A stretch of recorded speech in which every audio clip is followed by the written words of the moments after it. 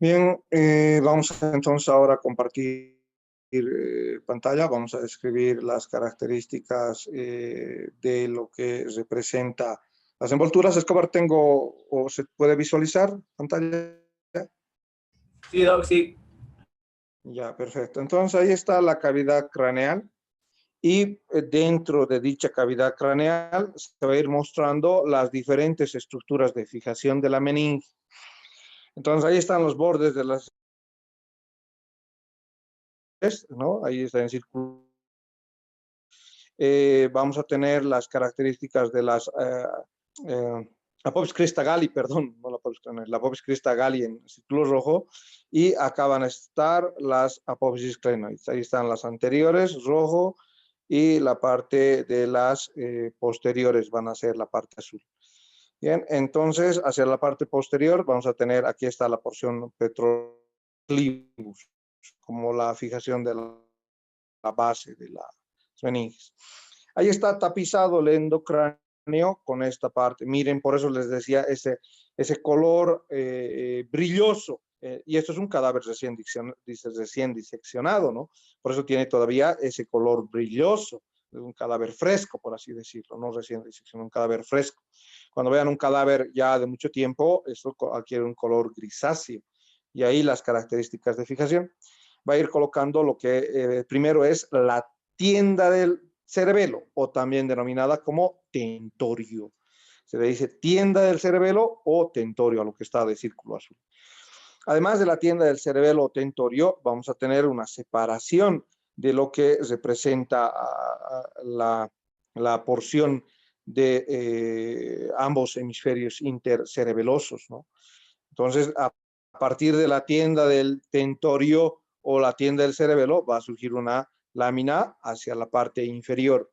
Acá muestra cómo la tienda del tentorio se fija a la porción petrosa también del hueso temporal, ¿no? Ahí están las características de fijación, justamente se están dando a ese nivel, en la porción petrosa del hueso temporal. Hacia abajo la prolongación va a generar la hoz del cerebelo. Entonces, hacia la porción inferior, dicha separación, la hoz del cerebro. Hacia arriba se va a formar la hoz del cerebro. Entonces, miren, aquí está, en mejor imagen no se podía mostrar a la hoz del cerebro. Y ahí su paso entre los hemisferios, ¿no? Acá había salido una imagen entre ambos hemisferios, tanto entre el hemisferio derecho como el hemisferio izquierdo. Y miren hacia dónde se va, se fija a la Apophysis crista galli. Ahí está, fíjense en la Apophysis crista galli. Bien, esa es una característica de mención de lo que representa la dura madre. Seccionamos la hoz, miren, la característica de la hoz. ¿Para qué? Para ver al seno sagital superior. Miren, ahí está el círculo azul. Mejor no se podía describir al seno sagital superior en un corte anatómico.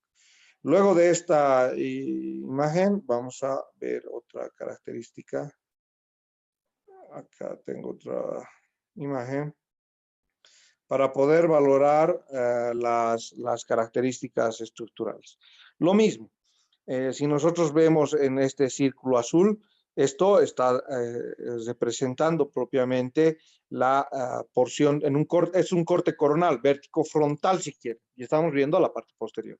Este es el seno sagital superior, bien, esto representa las características de la hoz del cerebro en la parte posterior. Acá estamos con la tienda o el tentorio, ahí está la tienda del cerebelo o el tentorio, y esto representa la hoz del cerebelo. A ambos lados veo dos orificios que representan justamente los senos transversos. Aquí están los senos transversos, bien bonito en esta imagen. Y al medio de esto, en círculo rojo, vamos a tener al seno recto. Ahí está propiamente el seno recto, el orificio del seno recto. Bien, aquí está para la locación de ambos hemisferios cerebelosos y acá en color amarillo para la locación de ambos hemisferios cerebrosos. Miren, justo está introduciendo una sonda metálica, un espéculo, en realidad se le denomina eso. Es un espéculo óptico, que nada tiene que ver, pero ya la característica de la instrumentación para cada uno de los que realizan disección. Ahí está introduciendo al seno transverso. Miren, ahí está justamente como lo introduce. Repito y recalco, este es un corte vértico frontal. Es la parte posterior lo que representa esta imagen. Bien, ahí está el corte vértico frontal señalando. Ha retirado la dura madre y ¿qué tenemos? Justamente tenemos la protuberancia del occipital. ¿Recuerdan la protuberancia occipital interna? Y hacia abajo vamos a tener la cresta occipital, ¿no? Bien, ahí, y miren cómo el seno sagital superior deja un surco, el surco del seno sagital superior. En osteología de cráneo han debido ver el surco del seno transverso, y luego se continúa con el surco del seno sagital, y luego del surco del seno sagital hacia el foramen yugular, en representación de detalles anatómicos de huesos del cráneo. Esa es la representación. Volvamos a la parte de la presentación para seguir analizando esto de...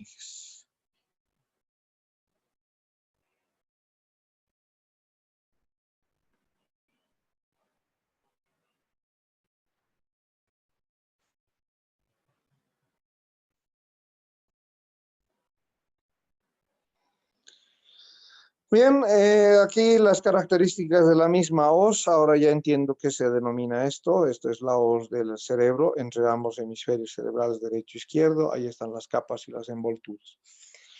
Vamos con las arterias, venas y nervios de las meninges, para en breve hablar del sistema de drenaje del líquido cefalorraquídeo. Entonces, para las meninges vienen arterias. Acá justamente me he quedado describiendo a esta arteria. Esta es una ramita. Se conoce como la arteria meningia media. La meningia media es rama de la arteria maxilar. Ingresa a la cavidad endocraneana a través del agujero espinoso, ¿recuerdan? Y se dirige hacia afuera y hacia adelante. En un corto trayecto va a proyectarse a nivel del terium. Entonces, si ustedes saben cuáles son los puntos craniométricos, ya terium, asterium, inion, ¿no? Entonces, esto es el terium, donde va el hueso esfenoides, el hueso parietal, el hueso temporal y lo que representa el hueso frontal, ¿no? Eso es el terium. Entonces, es el punto más débil de los huesos del cráneo. Y justo en la parte posterior se encuentra la ramita gruesa de la arteria meningia media. Bien. Luego, las características de la ruptura van a generalmente producir los hematomas extradurales, o también se los denomina epidurales, ¿no? Entonces, eso es la característica con el sangrado por encima de la dura madre. Se lo llama extradurales o epidurales. Tenemos otra arteria, esta porción, se la va a denominar la meningia anterior, rama de la etmoidal anterior, y a su vez es rama de la arteria oftálmica. Y la arteria oftálmica es rama de la carótida interna, ¿no? Ahí la característica, por si acaso, para dicha denominación. Tenemos otra que es la meningia posterior. Carla Martínez Sánchez. Doctor, por favor, ¿puedes repetir? Es que mi Inter está súper entrecortado, por favor. Yeah. Esta es la meningia, desde la meningia media. La meningia media es rama de la arteria maxilar y está posteriormente a un punto craniométrico denominado como el terium. Se está dirigiendo hacia afuera y hacia adelante en un breve trayecto y luego va hacia el trayecto de la cisura central, ¿no? Luego tenemos otra que es la arteria meningia anterior. La meningia anterior es rama de la oftálmica, por si acaso, pero primero es rama de la etmoidal anterior y luego que es rama de la oftálmica, y la oftálmica que es rama de la carótida interna. Estáis llegando a la porción anterior de la dura madre. Tenemos otra que es la meningia posterior, es rama de la faringe ascendente, que por si acaso es rama de la carótida externa. Y como es rama de la carótida externa, va y está ingresando a la cavidad craneal por el agujero yugular, por si acaso. La arteria meningia posterior ingresa por el agujero yugular, rama de la faringe ascendente, ¿bien? O también a veces ingresa por el orificio o el conducto del hipogloso, ¿bien? Entonces, como ingresa por esos dos, a veces el conducto del hipogloso no es un conducto verdadero, como lo han debido escribir en base de cráneo. Puede formar un conducto como también puede ser una parte ossificada y no llegar a formar el conducto. Entonces, la arteria meningia posterior estaría ingresando por el foramen yugular, ¿no? Y estaría llegando a la parte posterior, así como la tienda y la hoz del cerebelo, ¿no? Entonces, ¿quién llega a la tienda y la hoz del cerebelo? Por si acaso, la arteria meningia posterior. Hay una arteria meningia menor, rama también de la maxilar, que está ingresando por el foramen oval, ¿no? Y llega cerca de la pared externa relacionada con el temporal, con el segmento del temporal y la parte inferior del segmento parietal, ¿no? ¿Quién da la inervación a la dura madre? ¿Cómo ingresan los nervios? Entonces yo tengo que acordarme del trigémino. El trigémino es pues el causante de los dolores craneales. Entonces es muy sensible. ¿Qué hace el trigémino? Da 3 ramas. La conozco la oftálmica, la conozco la mandibular y la conozco la maxilar. Entonces, dentro de la clínica, el nervio que va a ser estimulado por malestares como las cefaleas tensionales, las cefaleas por estrés, la migraña, por ejemplo, va a justamente ser transmitido por este nervio. La fisiopatología es que afecta este nervio, el trigémino. Entonces, el nervio etmoidal, por ejemplo, nasal, es rama del oftálmico y es uno de los que, aquí lo estoy pintando con amarillo, pero no se nota mucho. Verde lo utilizaremos, se nota mejor. Entonces, ahí está, este es el nervio etmoidal, rama del nervio nasal, que es rama del oftálmico, que es rama del trigémino, para la sensibilidad de la parte anterior, ¿no? Entonces, el oftálmico, con su filete etmoidal, rama del nasal, va a inervar esta porción de la dura madre. Cerca de la lámina cribosa, ¿no? También a la hoz del cerebro en su fijación con la apófisis cristagal, ¿no? Entonces, el nervio oftálmico también da una segunda rama, con rojito lo voy a poner a este, que es inconstante, por si acaso, se llama el nervio recurrente de Arnold, que se dirige a la tienda del cerebelo. La característica del nervio oftálmico es que va a tener un trayecto interesante, va en este sentido y se dirige hacia la parte posterior, ¿no? Entonces, este es el nervio recurrente de Arnold. Es rama del oftálmico, pero va hacia la parte posterior para dar la inervación a la hoz del cerebro propiamente, ¿no? ¿Qué característica hay otro nervio para la porción de meninge? El maxilar. El maxilar justamente da un nervio, el nervio meningio medio, ¿no? Entonces el nervio meningio medio va juntamente con la arteria meningia media y va hacia la fosa media. ¿Por dónde está ingresando la arteria meningia media? Por el agujero espinoso. El nervio meningio medio también por el agujero espinoso, ¿no? Rama del nervio maxilar, rama del trigémino. Otro nervio, el nervio mandibular. El nervio mandibular también tiene una recurrente meningia y esa recurrente meningia va a acompañar al foramen espinoso, al agujero espinoso y también va a distribuirse en la porción de la porción media de la dura madre. No solamente la fosa craneal tiene esta inervación. Algunas fibras sensitivas que corresponden a C2, C3, también ingresan por ramas de C2, C3, ingresan por el clivus, por el agujero magno, y van a dar la inervación sensitiva a esta porción posterior de la dura madre, ¿no? Entonces esas son las arterias, las venas ya las hemos descrito en relación a cada uno de los senos. Ahora vamos con otras capitas más profundas. Hasta acá también podemos ver las características de la arteria meningia media. Esta justamente que está pegada a este punto crométrico que representa el terium, ¿no? Ahí está el terium.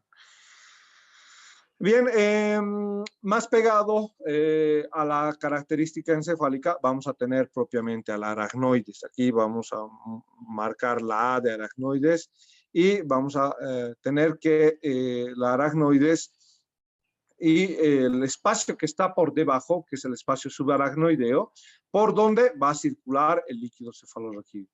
la aracnoides que está envolviendo y le da un brillo particular. Es más delgada que la dura madre, es avascular, que es otro de los conceptos. La aracnoides es avascular, a diferencia de la dura madre. Y está unida por trabéculas conectivas a modo de telaraña para la dura madre. Va a tener proyecciones así a modo de telarañas que van a dirigirse hacia la dura madre, ¿no? Luego, por debajo de la dura madre, de la aracnoides, disculpen, va a estar el espacio subaracnoideo con el líquido cefalorraquídeo producido en los ventrículos laterales, que llega a este espacio, ya sabemos la circulación del líquido cefalorraquídeo, a partir del agujero de Luschka y Magendie, ¿no? A partir de los forámenes de Luschka y Magendie en el techo del cuarto ventrículo. Bien, ahí está, justo por debajo entonces de la aracnoides, va a existir un espacio, se lo llama espacio subaracnoideo. Entonces, justo por debajo de la aracnoides va a existir algo que se llama como espacio subaracnoideo. En ese espacio subaracnoideo, acá lo vamos a, todo esto que lo estoy pintando de color, ¿se nota el rojo? Sí, se nota el rojo. Todo esto que estoy pintando de color rojo representa el espacio subaracnoideo. Y ustedes pueden ver esa telaraña que hace un momento les decía. Gracias a esa telaraña, entonces la aracnoides a través de estas trabéculas se está fijando a esto que es de amarillo representa la dura madre, ¿no? Todo esto es la dura madre. Entonces, se puede ver justo la aracnoides cómo da ese entrecruzamiento de fibras en el espacio para justamente permitir la fijación hacia la dura madre, ¿no? Entonces, la característica del espacio subaracnoideo está circulando el líquido cefalorraquídeo y vamos a tener algunas características vasculares. Esto que está proyectándose, miren, se lo llama velocidades aracnoideas. Desde el espacio subaracnoideo se proyectan estas que son velocidades aracnoideas, donde todo esto que estoy pintando de azul representa el seno sagital superior. Entonces, las velocidades, ¿qué están haciendo aquí desde el espacio subaracnoideo? Las velocidades representan una característica de drenaje. Entonces, en este espacio subaracnoideo está el líquido cefalorraquídeo, que tiene que ir a drenar hacia las venas. Todo lo que sale del sistema arterial o circulatorio tiene que volver al sistema circulatorio. Ese es el circuito que se forma. Entonces, estas velocidades subaracnoideas van y terminan justamente en esto que representa el seno sagital superior, ¿no? Entonces, ahí tenemos el conducto sagital o subaracnoideo, comunica justamente estas velocidades para permitir el drenaje de este líquido cefalorraquídeo. Ahora bien, hacia la parte posterior, acá antes de ir a esta imagen, mencionábamos lo mismo. Acá dentro la característica del cerebelo también existe, está recubriéndose por esto que representa la aracnoides. Bien, hacia abajo va a continuarse cubriendo a la médula oblongada, a la médula espinal, ¿no? Luego de la médula oblongada, la médula espinal. Entonces vamos a tener justamente que el cerebelo también tiene esta envoltura, cubriendo a las características de la masa cerebelosa. Bien, acá volvemos a retomar la otra imagen. ¿Qué sería esto? A ver si alguien me dice. ¿Qué sería esto con el número 1? Recontar 3 nomás. Pablo Sarsuri, ¿qué es eso? ¿Qué he pintado de rojo? Es la hoz del cerebro. Ya, muy bien, Pablo Sarsuri. Esa es la hoz del cerebro. Yo no ¿Bien? sé. Esto es como el viejo oeste, el que se desenfunda primero es con su mano. Bien, ahí está, esa es la hoz del cerebro. Entonces, si nosotros reconocemos esta imagen, ¿dónde estamos por si acaso, esta es la cisura sagital que está uniendo propiamente ambos huesos parietales. Aquí están los huesos parietales para que se ubiquen. Y recuerdan una vena emisaria. ¿Quién no recuerda que en el hueso parietal no hay una vena emisaria? Les han explicado que a través de esas venas emisarias, una simple infección de cuero cabelludo puede pasar a una meningitis, ¿sí? Les han explicado. Hay varios orificios de venas emisarias. Uno en los huesos parietales, hay en el hueso occipital, hay en el hueso mastoides, en la porción mastoidea, hay orificios para las venas emisarias. Entonces, se están comunicando con el endocráneo. Y miren esta vena emisaria parietal con el seno sagital superior. Seno sagital superior con meninges. Entonces, una bacteria encuentra su camino, ¿no? Paciente que tiene una escoriación, un golpe en la cabeza, y justo se ha golpeado en una área que era contaminada, sucio estaba la área. Se ha infectado la herida, no ha ido al doctor, área pequeña, ¿para qué voy a limpiar?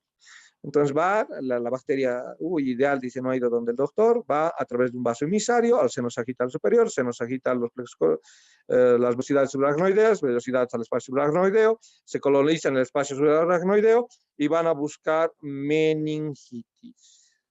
¿Bien? Meningitis, la inflamación de las meninges y la infección, que luego puede pasar a una encefalitis y después a la muerte del individuo. Bien, entonces ese es el sistema de las características en torno a la aracnoides.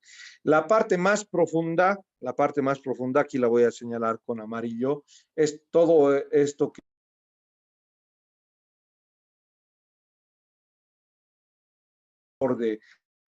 de este aquí, ¿no? Ahí está amarillo, amarillo, amarillo, amarillo, amarillo, amarillo, amarillo, amarillo, amarillo, amarillo, amarillo, amarillo. Eso representa entonces mi pía madre. Una membrana transparente, vascular, nutricia, como la dice González. La única vascular es la aracnoide.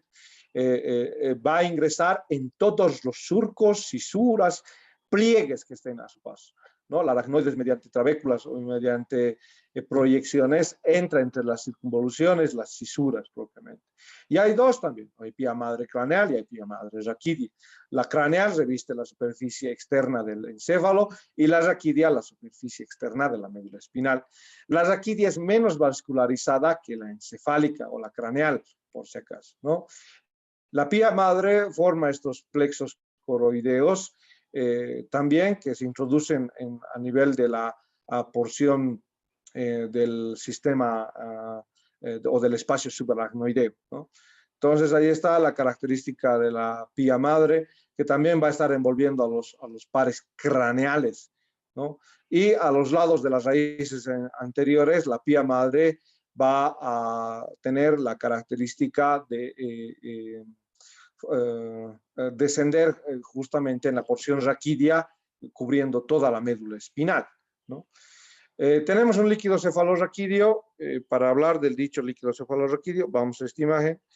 En el líquido cefalorraquídeo en la porción encefálica, ¿cuánto se produce de secreción? Se produce entre 500 ml al día, de líquido cefalorraquídeo. Al día, no quiere decir el volumen constante en minuto. El volumen constante minuto alcanza 120 ml a 150 ml por minuto. Hay entre 120 ml a 150 ml por minuto. ¿Quiénes tienen más líquido cefalorraquídeo? Mientras una persona más joven es, más líquido cefalorraquídeo tiene. Aumenta la edad, disminuyen todos los líquidos del cuerpo. Entonces puedo decir que una persona arriba de los 50 años es la que va a llegar a tener 120 ml de líquido cefalorraquídeo. Bien, entonces les decía, la PIC, la presión intracraneal que va a formar el líquido cefalorraquídeo, es entre 10 a 15 centímetros de agua. Se renueva entre 4 veces cada 24 horas dichos líquidos cefalorraquídeo. Hay una barrera, la hematoencefálica o hematocefalorraquídea, ¿no? Donde hemos dicho brinda protección al encéfalo y permite justamente filtrar las sustancias de desecho. Otra característica de este líquido cefalorraquídeo que está alrededor permite flotar al encéfalo, disminuyendo su masa en aproximadamente 80 gramos. Como cuando ustedes entran a una piscina, no están ahí nadando, están flotando, ¿no? ¿Por dónde va a circular el líquido cefalorraquídeo? No se olviden que dicho cefalorraquídeo, la circulación está empezando en lo que se llaman los plexos o la formación en los plexos coroideos de los ventrículos laterales. Todo esto que estoy pintando de rojo representa dichos plexos. Estos son mis plexos coroideos de los ventrículos laterales, los que van a producir propiamente el líquido cefalorraquídeo. Va a pasar a esto, que es el número 2, donde está el agujero interventricular. Va a pasar algo que se conoce como el tercer ventrículo. Del agujero interventricular va a pasar a un espacio que se lo conoce como el tercer ventrículo. Del tercer ventrículo va a dirigirse al acueducto de Silvio o acueducto mesencefálico, que lo voy a pintar de amarillo, otro color verde para que se note mejor. Ahí está verde, el acueducto mesencefálico, ese es el acueducto mesencefálico. Luego del acueducto mesencefálico a este espacio que representa el cuarto ventrículo. Luego del cuarto ventrículo, a través del techo del cuarto ventrículo, hay los orificios de Luschka y Magendie. Entonces, dichos agujeros de Luschka y Magendie van a permitir el drenaje del líquido cefalorraquídeo a este punto. Bien, ahí está el círculo verde. Dicha dilatación se conoce como cisterna magna. Esta es una de las primeras cisternas que les voy a presentar. Esta es la cisterna magna, una dilatación por donde está circulando el líquido cefalorraquídeo. Luego se coloca entre la pía madre y la aracnoides, circulando en este espacio que se conoce como espacio subaracnoideo. Muy bien, va hasta otra cisterna que está en la parte anterior. Esta cisterna se llama cisterna de Ambiens. Bien, acá está justamente este círculo que representa la cisterna de Ambiens o confluyente superior. Esta cisterna igual va a bordear la característica de la tienda del cerebelo. Ahí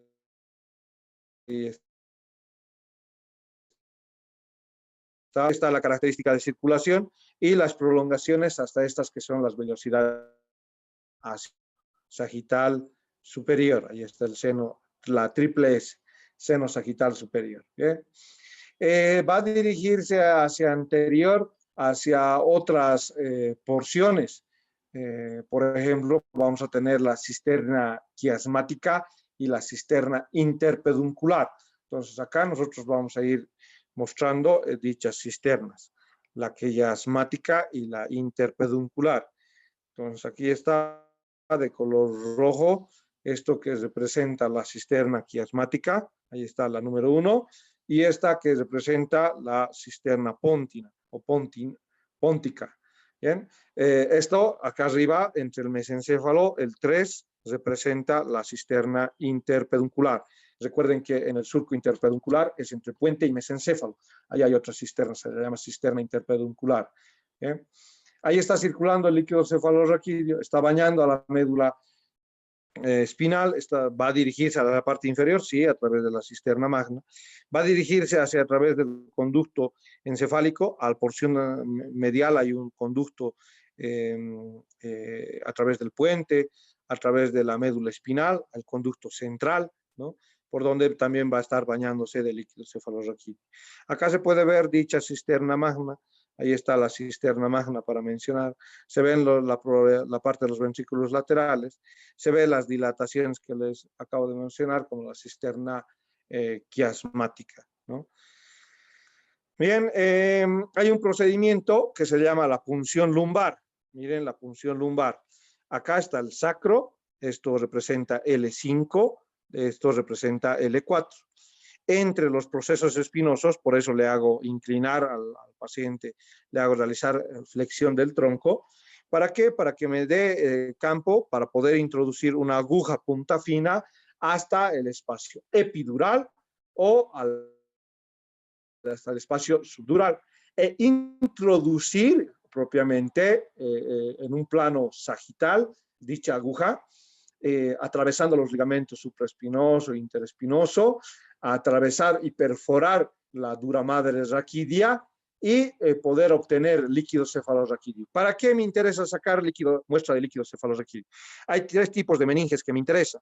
Una que es la meninge viral, una que es la meninge tuberculosa y otra que es la meninge bacteriana. Cada una de ellas tiene un espectro diferente en el líquido cefalorraquídeo. Y otra característica es que si no hay ninguna alteración, los valores en el líquido cefalorraquídeo son normales. Hay que ver valores de glucosa, valores de sodio, valores de potasio, valores de cloro, y si se encuentra algún microorganismo en un cultivo. Puede encontrarse virus, puede encontrarse bacterias, ¿no? La punción lumbar tiene indicaciones diagnósticas, también terapéuticas. ¿Por qué? Porque puedo colocar una anestesia, ¿no? Puedo colocar una anestesia epidural, una anestesia subdural, ¿no? Para realizar procedimientos quirúrgicos. Bien, Carla Martínez Sánchez. Doc, una pregunta. ¿Y cuándo se hacen esos exámenes? O sea, ¿cómo podemos saber de que hay alguna de esas meningitis? Excelente pregunta. Ustedes van a pasar algo que se llama semiología. Y la semiología les va a llevar a ser Doctor House. Si alguien ha visto la serie de Doctor House. ¿Qué pasa? Yo tengo que ir deduciendo lo que se llaman signos y síntomas del paciente. Síntomas del paciente. ¿Qué signos puede tener el paciente? Lo más importante, fiebre. Va a tener fiebre, como fiebre de sábado por la noche, fiebre, o de viernes por la noche. Fiebre el individuo va a tener. ¿Qué síntomas va a tener el individuo? Rigidez de nuca puede presentar. Justamente, rigidez de nuca, rigidez en los músculos del tronco. Bien, esos signos son indicativos de la afección meningia. Y antecedentes de exposición. ¿Por dónde ha entrado la bacteria? Hay que buscar, pues, por dónde ha podido ingresar. ¿Tiene heridas en el cuero cabelludo? Posiblemente un punto de ingreso. ¿Tiene aretes donde la persona se ha infectado el lóbulo de la oreja? Porque ha habido casos de meningitis a través de la infección del lóbulo de la oreja. Sí, una niña de 8 años que justamente le han puesto sus aretitos de oro y le han dejado, no, se va a acostumbrar, se ha hecho pus, la pus ha ido a la porción mastoidea, la porción mastoidea al orificio mastoideo de la vena emisaria a los senos justamente, y de los senos transversos que están más cerca del orificio mastoideo, se han dirigido a estos plexos aracnoideos, y de estos plexos al espacio subaracnoideo y ha infectado la meninge. Entonces, las infecciones nasales, las infecciones respiratorias. Una infección respiratoria puede producir otitis. La otitis, ya saben, a través de la trompa de Eustaquio, producir otitis media, de la otitis media otitis interna, y de la otitis interna llegar hasta el oído interno, y saben que se comunica directo con el encéfalo y producir la encefalitis o meningitis. Entonces tenemos que buscar las causas, ¿no? No le vamos a hacer una punción por deporte, tiene que estar justificada esta punción. Riesgo-beneficio. Hay riesgos de hacer este procedimiento. No hay ningún procedimiento médico está excepto de riesgos. Hacen una sutura, se puede infectar, dehiscencia de suturas, ¿no? Entonces, todo va en pro de hacer esto y de aprender las características de esto. Hay muchas veces que tenemos que reconocer, ha habido un caso muy complicado para reconocer meningitis. Un médico terapista, un médico cirujano, un médico internista, mi persona, un médico de emergencias, ha visto a un paciente de 21 años que tenía meningitis, pero el paciente tenía además, ¿cómo es esto? Retraso mental y tenía secuelas de la enfermedad de la poliomielitis, ¿no? Entonces, ya hace años estoy hablando, hace 15 años. ¿Qué ha pasado? No hace 15 años, hace 10 años.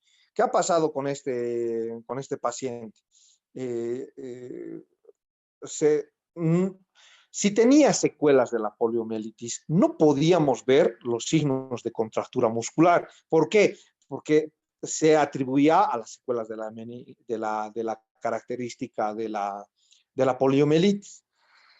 Sus familiares han encubierto el cuadro febril. ¿Por qué? Porque le han hecho pinchar metamizol, que baja la fiebre, es un antipirético. Le han hecho pinchar metamizol antes de traerlo al servicio de emergencias. Entonces, no nos han dicho en ningún momento que le han hecho pinchar metamizol, o sea, no había la característica de la fiebre. Como no hemos encontrado fiebre, pero sí había contractura muscular, entonces no podíamos orientarnos hacia meningitis sin fiebre. El 1 en más de 100 millones, generalmente cuando vienen los pacientes, lo primero que hacemos es pensar en las causas más comunes. La característica de ese, miren, simplemente con eso, hemos empezado a hacerle cultivos. Ustedes pueden hacer en los laboratorios que quieran y los laboratorios pueden salir indeterminados en algunos casos. Por eso, a veces hay casos complicados. Este es uno de los que se me ha presentado a mi persona. Ha llegado al servicio de emergencias. ¿A qué hora? 4 de la tarde ha llegado. 4 de la tarde. Hemos tratado, ha pasado las interconsultas y hasta las 9 de la noche ha fallecido el paciente. ¿Por qué? Porque otra de las características, está bien, hubiéramos podido llegar al diagnóstico tal vez con un poco más de tiempo, pero no teníamos la fiebre. Otra de las características es que, ¿por qué ha fallecido? Ha generado un cuadro convulsivo y además un cuadro térmico que ya lo estaba desarrollando anteriormente.